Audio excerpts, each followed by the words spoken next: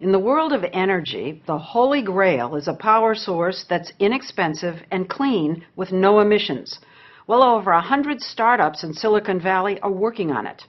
One of them, Bloom Energy, is about to make public its invention, a little power plant in a box they want to put literally in your backyard. You'll generate your own electricity with the box, and it'll be wireless.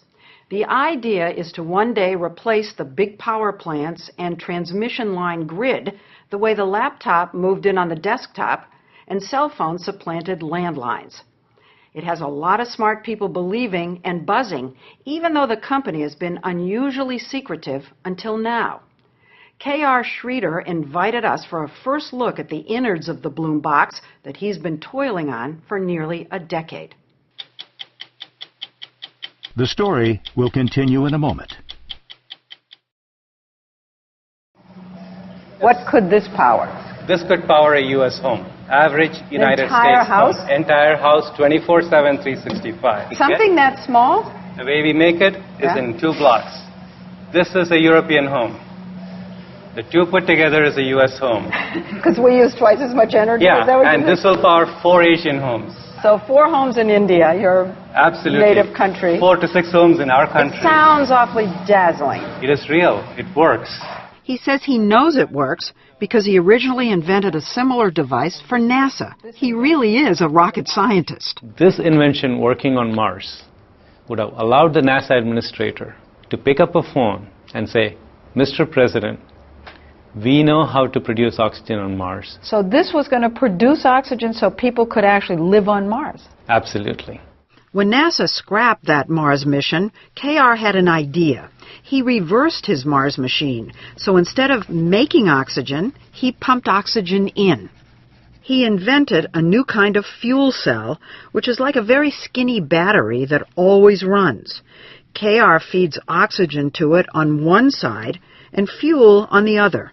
The two combine within the cell to create a chemical reaction that produces electricity. No need for burning or combustion. No need for power lines from an outside source. In October 2001, he managed to get a meeting with John Doerr from the big Silicon Valley venture capital firm Kleiner Perkins. How much do you think I need to come up with the next big thing? Oh, that's my job, to find entrepreneurs who are going to change the world and then help them. John Doerr has certainly changed our world. He's the one who discovered and funded Netscape, Amazon, and Google. When he listened to K.R., the idea seemed just as transformative. Efficient, inexpensive, clean energy out of a box. But Google, 25 million. This man said how much money? At the time, he said over $100 million. Didn't smoke start coming out of your ears? And no? No. That was okay? That was okay. So nothing he said scared you? Oh, I wasn't at all sure it could be done. But there was a selling point. Clean energy was an emerging market worth gazillions. I like to say that the new energy technologies could be the largest economic opportunity of the 21st century. Was this your very first Clean energy investment? Yeah. This was the very first. Many followed, and the clean tech revolution in Silicon Valley was off and running, with startups that produce thin, flexible solar panels, harness wind with giant balloons, or develop new fuels from algae. But Bloom is among the most expensive. I heard actually so far, not just from Kleiner Perkins, but total $400 million. You're in the ballpark. With that kind of money comes a lot of buzz. In Silicon Valley, every time a company raises over $100 million and they haven't come out with a product yet, everybody starts getting the heebie-jeebies. Michael Kanellis is the editor-in-chief of the website Green Tech Media. You're very skeptical. I can see this, obviously. I'm skeptical, I'm hopeful, but I'm skeptical because people have tried fuel cells for, since the 1830s. Yeah. They're great ideas, right? Just producing energy at an instant. But they're not easy. They're like the divas of industrial equipment. You have to put platinum inside there. You've got to put zirconium. The little plates inside have to work not just for an hour or a day, but they have to work for 30 years, nonstop. And then the box has to be cheap to make. One thing stoking his skepticism, K.R.'s been hyper-secretive. No sign on his building, a cryptic website, and no public progress reports. Given the stealthiness, we were surprised when KR showed us for the very first time how he makes the secret sauce of his fuel cell on the cheap. Actually, I feel like I'm on a cooking show. You're Martha Stewart. Absolutely. So let's take that cooking analogy. Okay. Start with the flour. The flour. Okay? What is that? That is beach sand. It's beach sand?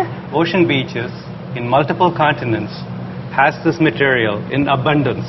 He said he bakes the sand and cuts it into little squares. Okay, so this is beach sand turned magically into a ceramic. Yeah, into a ceramic.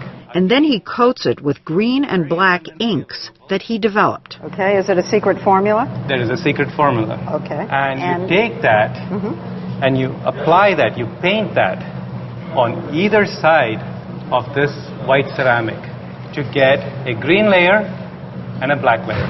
And that's it? That's it. That's the so secret. what I'm holding in my hand is a fuel cell. This is the fuel cell? The This skinny, is the fuel skinny, cell. skinny, and this The will beauty of generate power. This will generate power. One disc powers one light bulb.